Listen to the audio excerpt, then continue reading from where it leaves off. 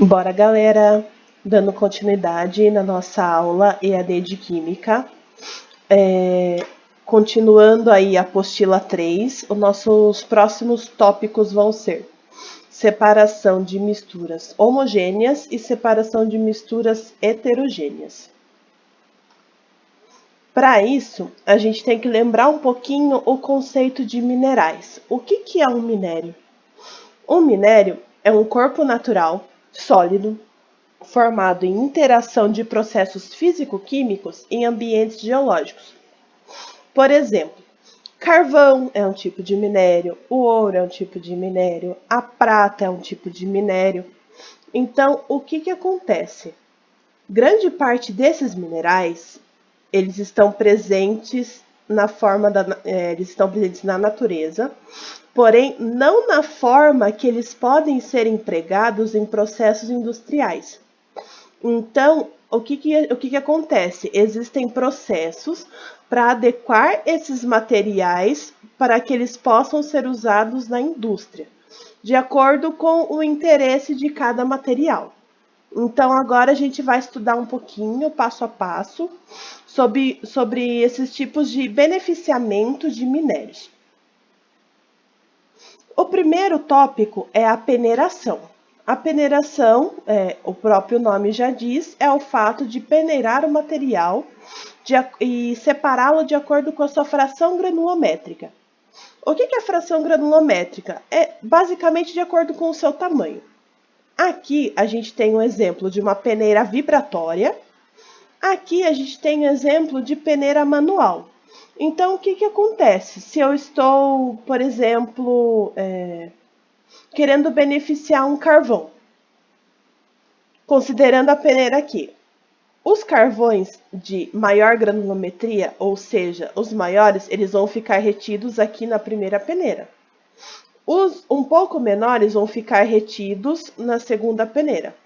Depois, na terceira peneira, separando o material fino, que geralmente não é usual, né? Geralmente o carvão fino ele é descartado. Então, a peneiração serve para separar compostos sólidos, mas de acordo com sua faixa granulométrica, ou seja, de acordo com o seu tamanho.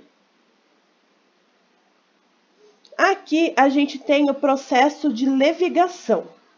O que é o processo de levigação? Vamos contar, por exemplo, o ouro. O ouro ele pode ser encontrado em garimpos. E o que acontece? O que é o processo de garimpação ou de levigação, por exemplo? A gente vai ter um material que a gente chama de material de arraste, que no caso é a água. Então, o que acontece? Vamos supor que aqui a gente tem o ouro misturado com terra, tá? Então, o que a gente faz? A gente usa a água acaba fazendo esse arraste, e daí acaba ficando só o ouro e a água arrasta o material de menor partícula, ou seja, ele vai acabar arrastando a areia. Aqui a gente tem o processo de catação. O processo de catação, ele é um processo mais artesanal, ou seja, ele é de caráter mais manual. Então, ainda em alguns processos de garimpo, eles inspecionam visualmente uma amostra e separa manualmente, por exemplo, as pedras preciosas da escória, de terra, lama, enfim. Um caso bem típico é, por exemplo, o feijão. Todo mundo acho que já escolheu feijão na vida. Então, o que acontece? Você tá lá com um monte de feijão, você separa aqueles mais murchinhos, aqueles mais ruins dos bons. Isso é o processo de catação. Você está separando o material que você quer, né? No caso, o feijão bom, está separando dos feijões ruins. Então, é um processo bem manual e o nome é catação. Aqui é a separação magnética. O que acontece? Vamos supor que eu tenho aqui areia e aqui ó, eu tenho qualquer tipo de minério. Eu tenho, por exemplo, sei lá, ferro aqui. E o que é essa separação magnética? Com o auxílio de um ímã, eu consigo separar o meu minério da areia.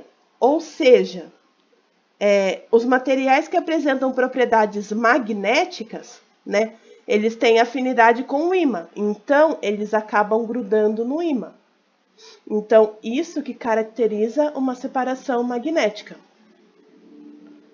Aqui, ó, tratamento de água. Por que é importante a gente falar do tratamento de água agora? Porque com todo esse processo de beneficiamento de minérios, a gente viu que a água ela é muito empregada. Só que daí o que acaba acontecendo? Essa água ela acaba sendo contaminada, tanto por partículas de minério quanto a escória do minério.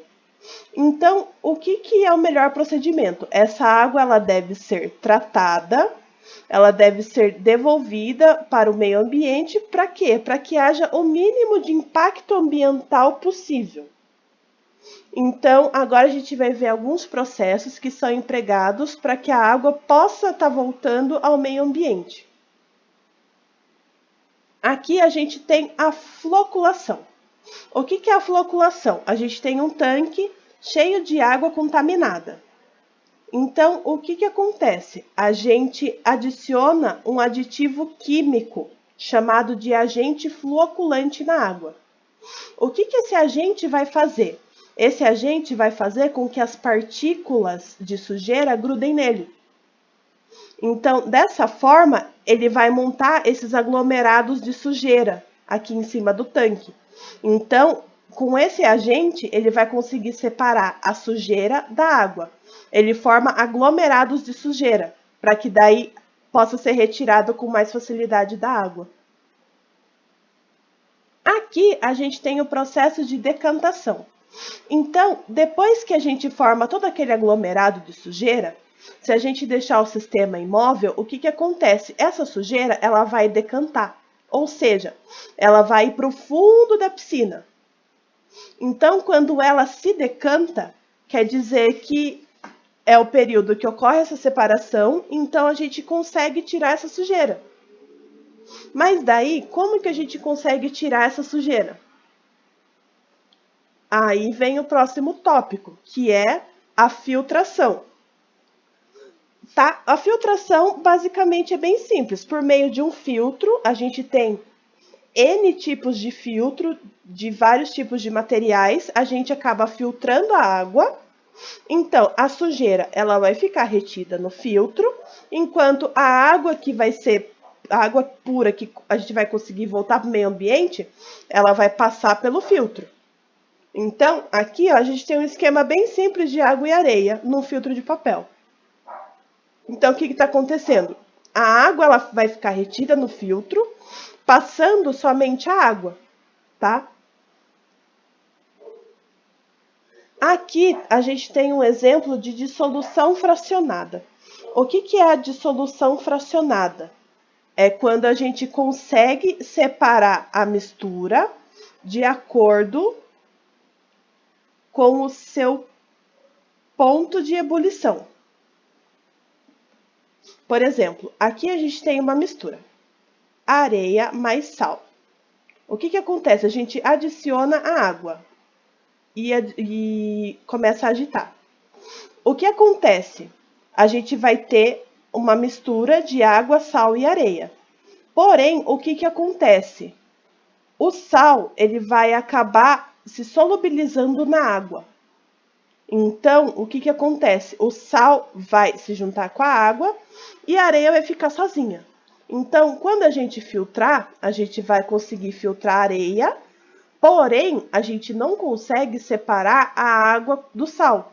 Então, eles vão ser juntos. A não ser que, depois dessa mistura de água com sal, a gente consiga fazer o processo de evaporação. Aí, se a gente consegue fazer o processo de evaporação, o que acaba acontecendo? A água vai evaporar, aí a gente acaba ficando só com o sal. Aqui, ó. Daí a gente viu todo esse tópico sobre misturas heterogêneas. Agora a gente vai ver alguns módulos de separação de mistura homogênea. Para quem não lembra, homogêneo é no caso que a gente não consegue ver a separação de fases. Então, quando nós temos uma mistura homogênea, os métodos que a gente falou anteriormente, eles não são eficazes para que haja uma separação. Então, como que a gente separa misturas homogêneas? Primeiro método, que nem eu falei agora, evaporação. Aqui é o exemplo de uma salina. Então, o que acontece? Aqui a gente tem montes de cloreto de sódio. Cloreto de sódio a gente também já viu nas aulas anteriores, que é o nosso popular sal de cozinha. Então, o que acontece? Eles têm tanques enormes, onde eles armazenam basicamente a água do mar. Aí, o que acontece?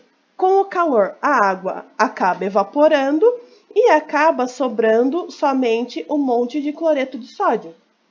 Então, a evaporação é um procedimento que age de acordo com a diferença do ponto de ebulição. Então, a água que tem o ponto de ebulição menor, ela vai sumir primeiro. Aí vai acabar ficando só o cloreto de sódio. Aqui a gente tem a recristalização.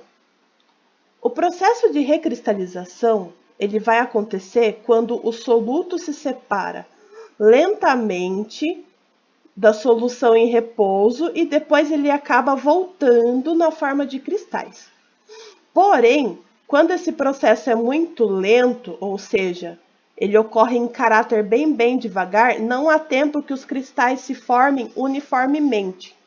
Então, ele acaba formando esse cristal que a gente chama de cristal amorfo. Por que amorfo? Porque ele está totalmente disforme. Ele não está bonito, vamos dizer assim.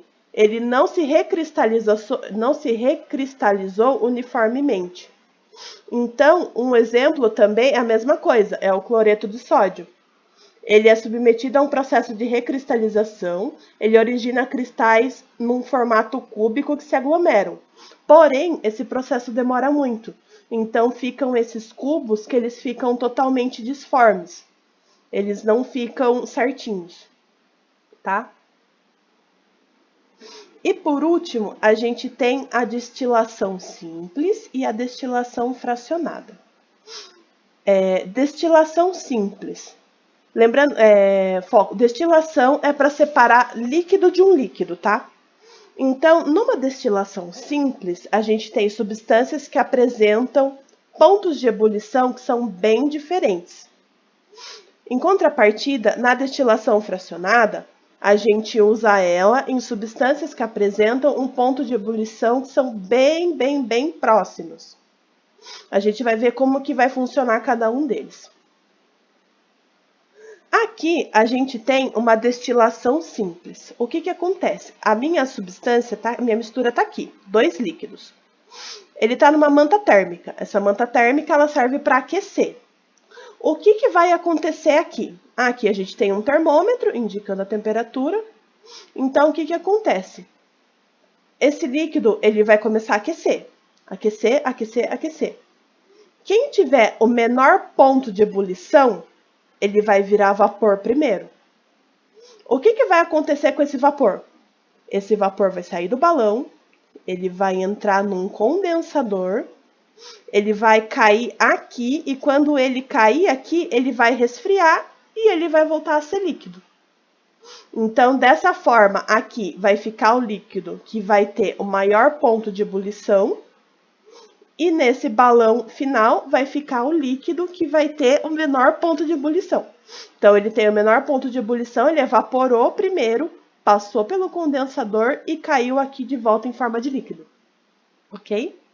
Aí, qual é a diferença da destilação simples para a destilação fracionada?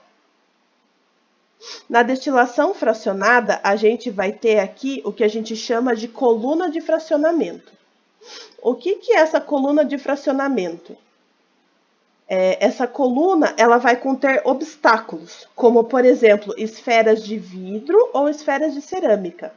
O que vai acontecer? O vapor ele vai passar lentamente por essa coluna de fracionamento devido aos obstáculos, permitindo que as substâncias de maior temperatura de ebulição se condensem novamente e retornem para o balão de destilação, antes de atingir o condensador.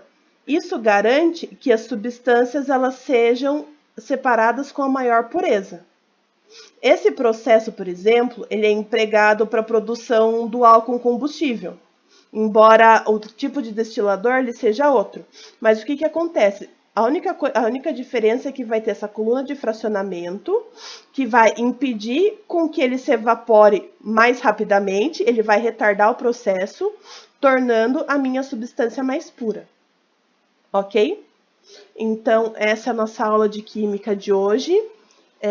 Vou passar para vocês os exercícios pelo portal, espero que vocês tenham gostado. Dúvidas, só me chamar.